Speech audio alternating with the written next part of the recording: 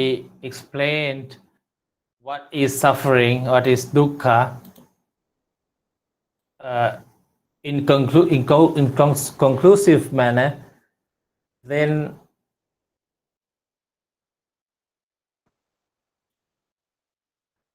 he goes into explaining each aspect of explanation that we saw in more details. So here he says, what is this? What is this jati? What is jati?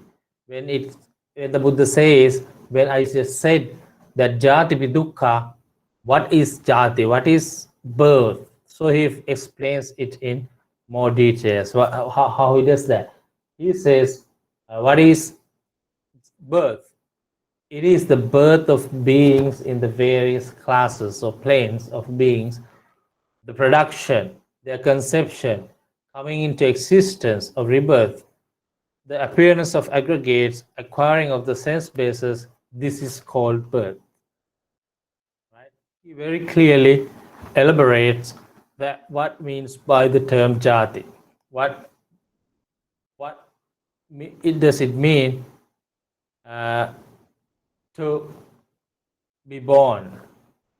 What did the Buddha, what does that, the term in the statement jati bi dukkha, what does that mean? What here it says, it is simply the birth of beings in various classes. Tesam sattanang, of those beings, thammi sattanikaye, in this and that, in this and this classes of existence or classes of beings, jati, being born, the birth, sanjati, conception, or kanti, the production or coming into existence of kanti, abhinipatti, rebirth, right? Khandanam patubhavo, the appearance of aggregates, and ayatanam patilabho means the acquiring or getting or obtaining of the ayatana sense basis. So that is what is jati. So simply, this is what is meant by the term jati, as explained by Venerable Sariputta in the Satchivibhanga Sutta of the Majjhima Nikaya of the Sutta Pitaka.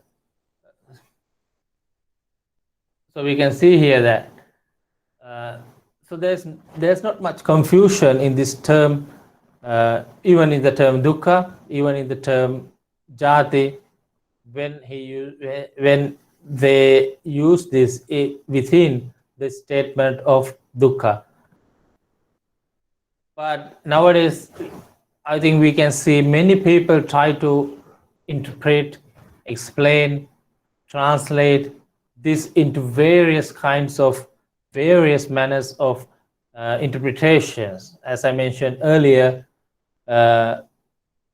maybe because they want to be outstanding or to be different simply, or maybe they have different conception or the different perception of that term.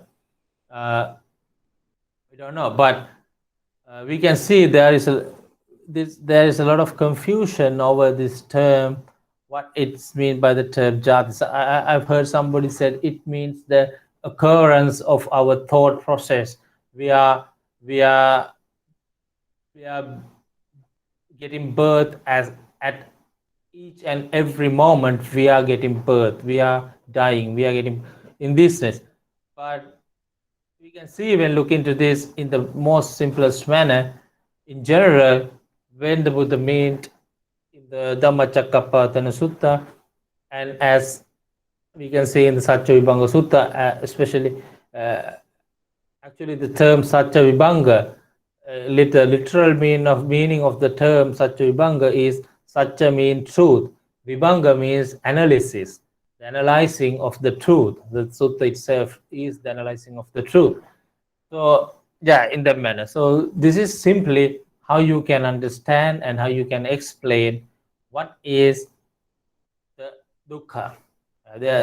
Maybe there can be some other meanings other than this that you can explain it in other manners, But you have to keep in mind, and you have to understand that in the most original way of explaining this is how it was explained. You have to keep this in mind. You have to mention this whenever you try to explain what is dukkha, what is jati.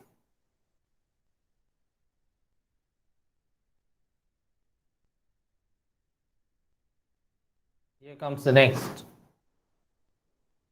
term within the first statement of dukkha, jati pi dukkha, jara pi dukkha, which is term jara, the old age or aging is suffering.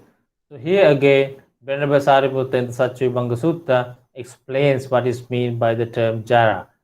It is the aging of beings into the various classes of beings, their decay, broken of teeth, graying of hair, wrinkled skin, the dwindling of the lifespan, the wearing out of the sense organs. This is called aging. Simply, here very clearly it is explained that what is meant by the term jara or aging.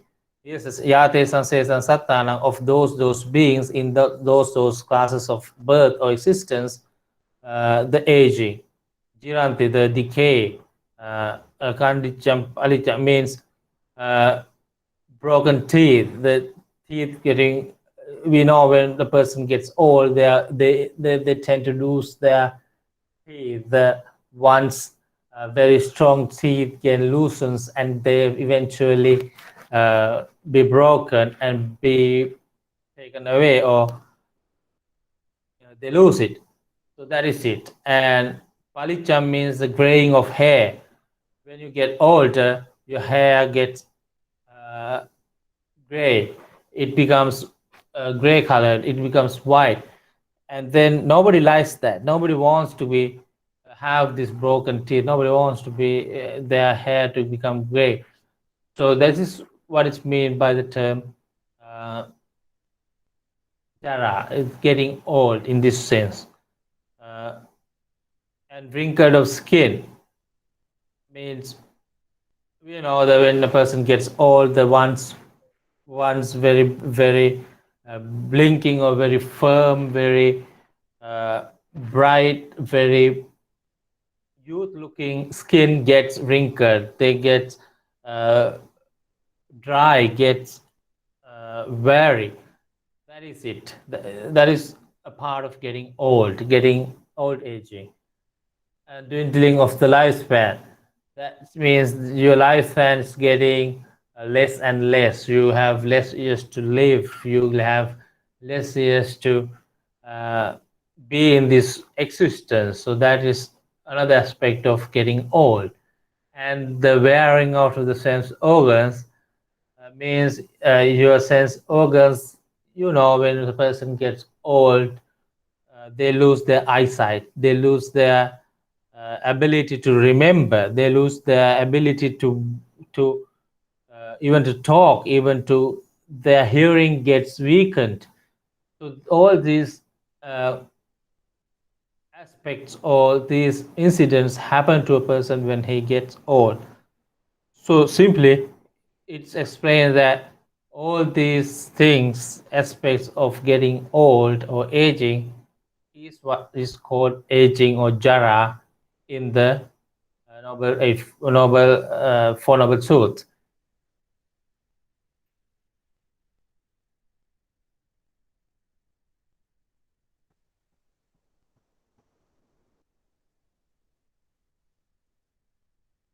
Any questions, anybody? No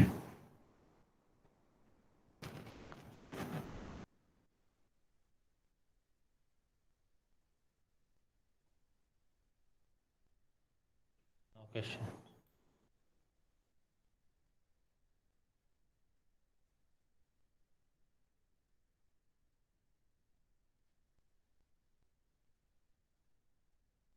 So again, in the Venerable Sariputta explains what is meant by the term marana,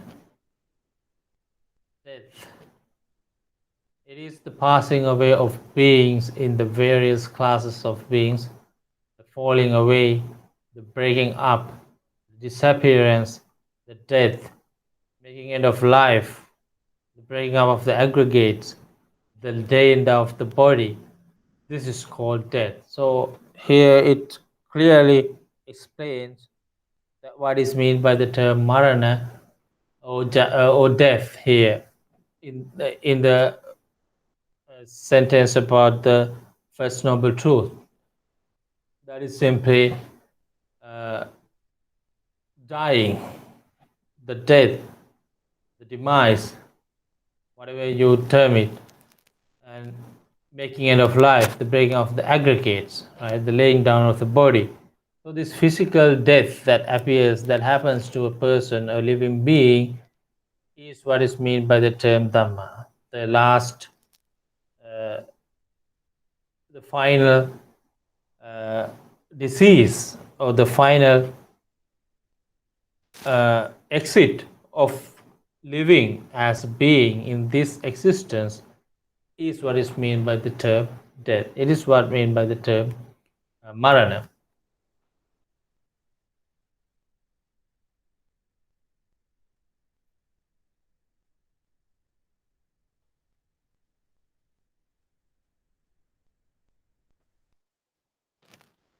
And again, he translated the term parideva. What is lamentation? And here he explains the lamentation is the crying, right?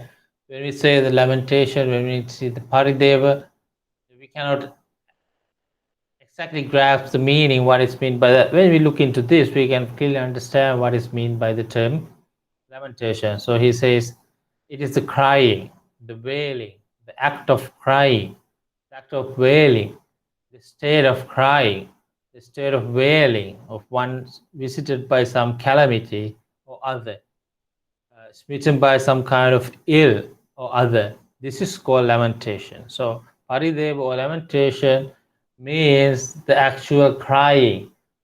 In most cases, we do not cry out of happiness or out of bliss, even though there are tears of happiness.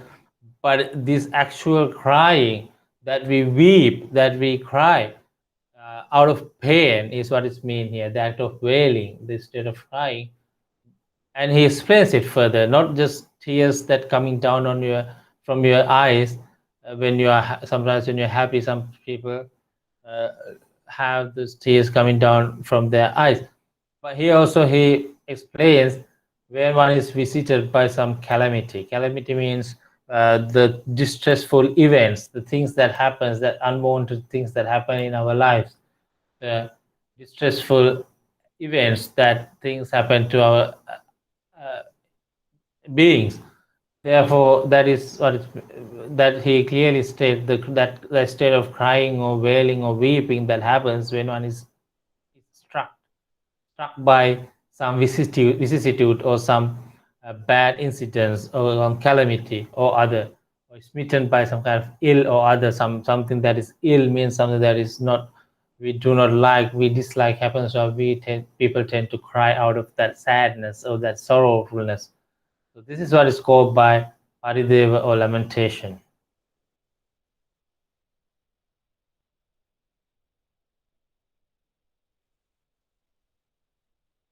And the soka.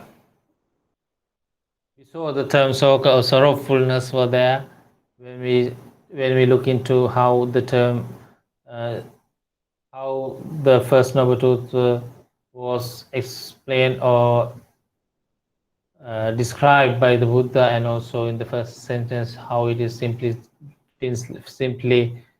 explained. There we saw the term soka or sorrowfulness. So here again, when Sarvata explains, so the soka is the grief or the sorrow or sorrowfulness or the state of being sorry or inward sorrow, inward intense sorrow, visited by some calamity or other, smitten by some kind of ill or other, is called grief. So here we can see a similar verse that how we can use to verse that we can use to explain or interpret or translate this term soka or sorrowfulness. There is grief, sorrowfulness, sorrow, a state of being sorry. So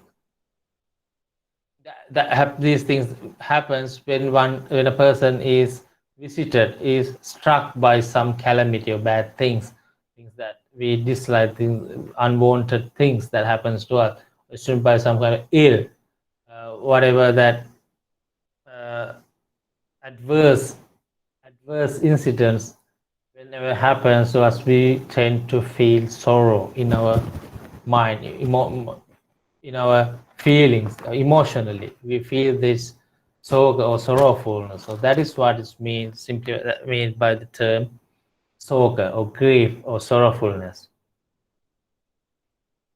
So here we see that some terms that we can use. We have to keep in mind, soga can be translated as grief, sorrow, the state of being sorry. So you have to remember these terms in order to be able to explain these words.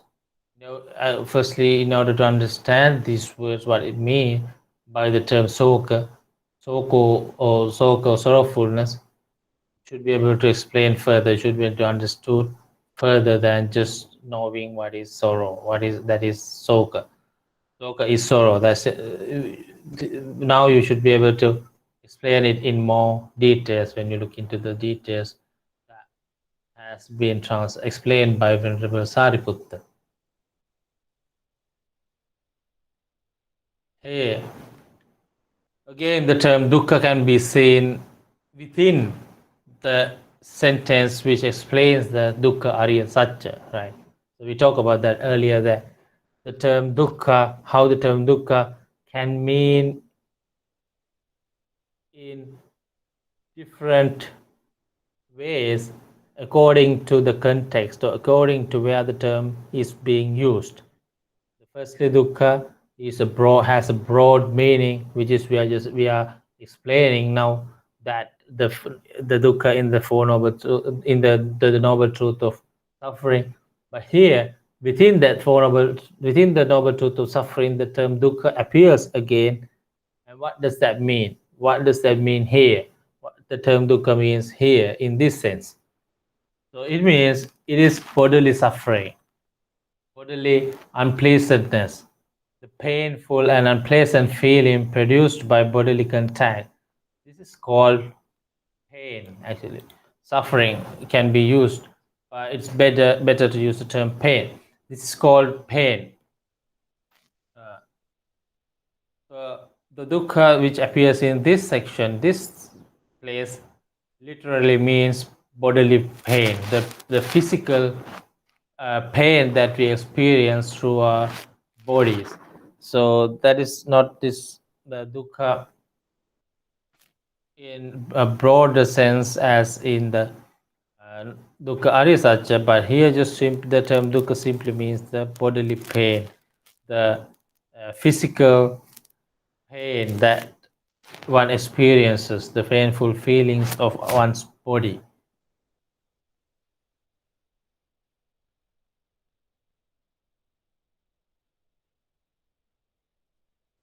What is misery?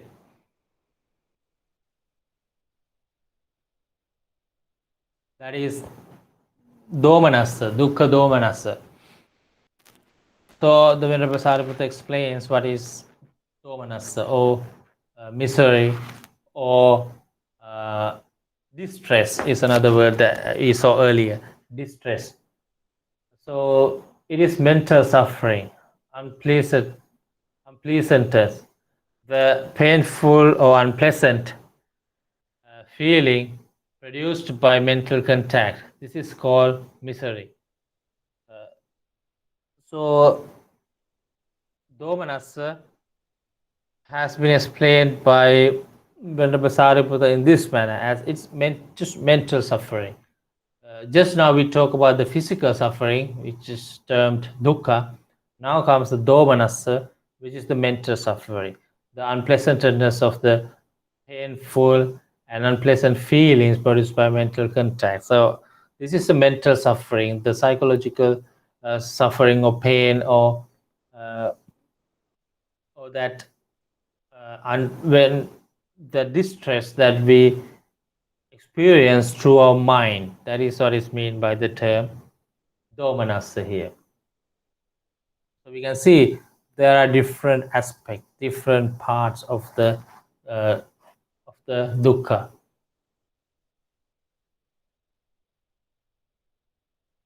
Here comes another word that is we saw in the first statement of dukkha, which is upayasa. Right, the upayasa has been translated as despair. So what is despair? So the Venerable Sarada explains in this manner. It is despondency, despair, the state of despondency, the state of despair of one visited by some calamity or other. This is called despair. So, upayasa is something that, as I explained earlier, something more severe or more long-lasting than the previous kinds of distress that we just talked about. It is like this tendency to be sorrowful, to be constantly sad, be in pain, be in distress, without seeing any reduction to that feeling of distress. Because as we know, even the distress, when we are faced with those sorrowful, painful, distress things, it eventually it gradually decrease with the time. Nothing is permanent. So those feelings decrease in a more quicker manner than what is meant by this distress or this despair or upayas. That is a long-lasting suffering or sorrowfulness or pain in our mind that stays for a relatively longer period than the distress we just mentioned. That is like the feeling of sadness that lies underneath our minds and that lasts for a long period of time. That can be equivalent to like the depression that we talk about in the modern day psychological arena. That we talk about the depression. Depression is the not being able to get rid of those distressful feelings for a longer period of time, being constantly down, being constantly sad about your existence. So that's somewhat similar to that state, which lasts longer, relatively longer than the previously stated state of distress.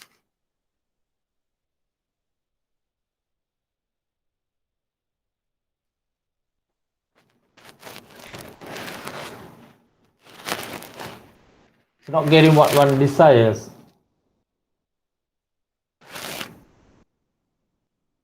So Venerable Sarva explains what it means by the statement saying Yam pichang nalabati tampi dukkhang. Whatever we desires, whatever we likes, whatever we want, not getting that is suffering. So he says, to being subject to birth, there comes desire. Oh, might we not be subject to birth, and birth not come to us, but that cannot be attained by mere desiring. So not getting what one desires, that too is suffering. And to being subject to aging goes as the same. Uh, we think, the beings think, or might we not be subject to aging, but aging not and aging not come to us, but this cannot be attained by mere desiring. In a similar manner, people think may not be subject to disease, subject to death, subject to sorrow, lamentation, suffering, misery, and despair. But this cannot be attained by mere desiring. So not getting what one desires, that is suffering. So here it clearly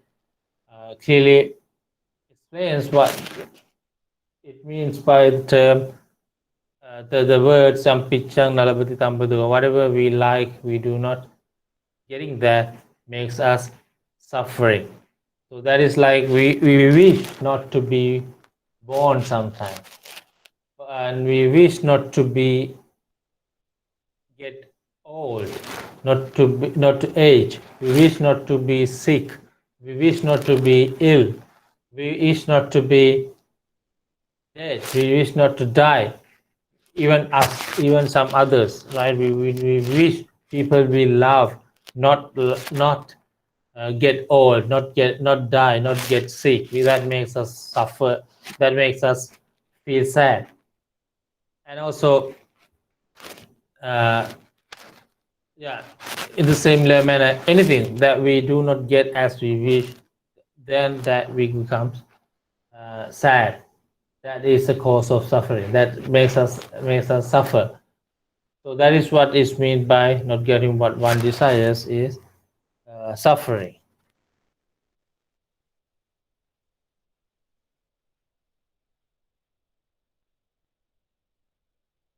Any question, anyone?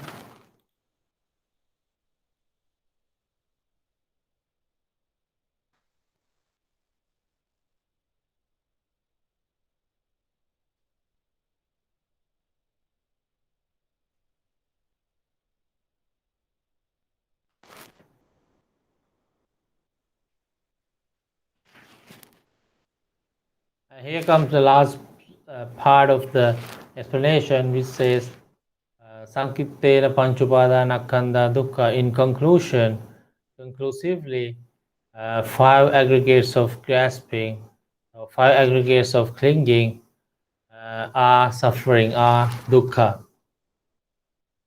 That is something more philosophical in the terms of Buddhism. For example, all those things that we just talked about, all those aspects of life that we just mentioned earlier, can be understood by many people as to being being suffering, being painful, being unpleasant or unsatisfactory. That is because, as the nature of human mind, we tend to dislike all those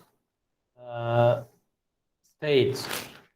But yeah, for example, the first one, which is birth, can be rather more philosophical, more Buddhist based, as not many people think that getting born or the birth of a person is actually suffering. But when we look into it, even the state of being born into this world, when we look into it, nobody ever smiles after coming into this station. Nobody ever smiles or laugh after being born, after getting birth.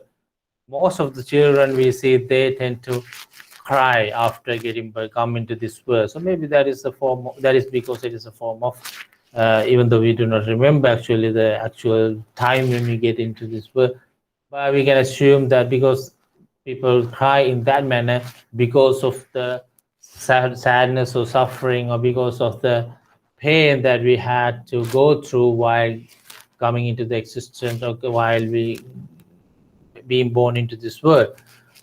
So, but other aspects such as getting old, getting sick, or getting ill, dying, association of the things we do not like or we love, or disassociation or separation from the things we love, with things we like, and also not getting what we want, can be understood by most of the human beings in this world as something that is related to suffering, something that is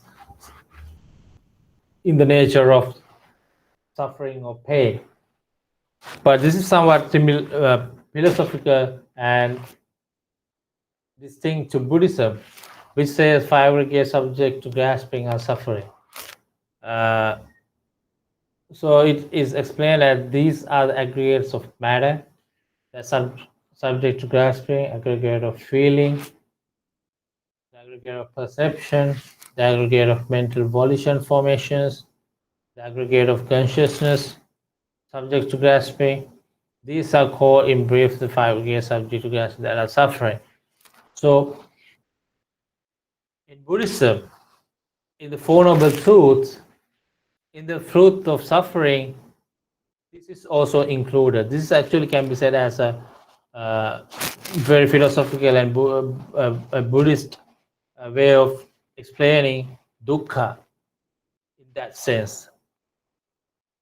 Even though it is not the dukkha, as I mentioned earlier, dukkha in the sense of merely in the sense of solely in the sense of suffering or pain, but this is a dukkha, the noble truth of dukkha. That is just the existence, just the combination of these five aggregates of grasping that are subject to grasping or clinging is dukkha. We will talk about this in more details later when we talk about the five aggregates, but for the sake of knowing that this also is a major part of dukkha in the Four Noble Truths, which is this grasping or clinging into five aggregates of matter, rupa, the aggregate of feeling, vedana, perception, sanya, mental volition, sankhara, consciousness, vijnana. So these five aggregates of clinging are painful or suffering or dukkha actually. That is